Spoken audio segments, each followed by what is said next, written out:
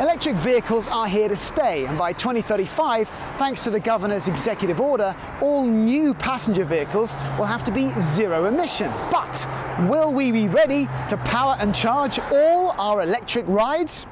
Let's get virtual.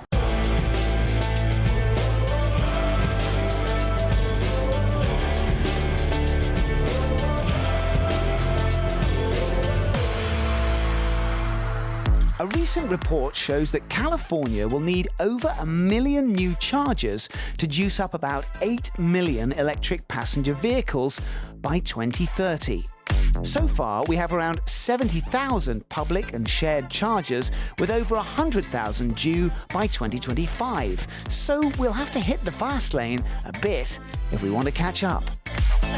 Most electric vehicle owners are likely to charge them in the evenings after work, inevitably during peak times when demand for electricity is at its highest, which will put a strain on the power grid as more will have to be generated, most likely using fossil fuels, and that'll make it way more expensive to charge your car. One way is dynamic smart charging. Most EVs, electric vehicles, only need a top-up of a couple of hours. So one programming tweak could mean your EV doesn't start charging until later in the evening. And some cars already do this. And that's when there's less demand and cheaper and greener energy is more available. Which would mean EV drivers could make a saving of up to $1,000 a year, according to a report.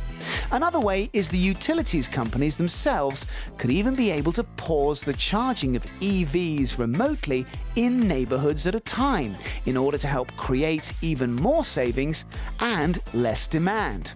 And by doing this, it'll help the managers of the electricity grid balance supply more effectively and use greener options for electricity generation without having to upgrade the grid drastically or quickly. So, it's win-win. Another report suggests that electricity demand by 2030 is likely to increase by at least a quarter.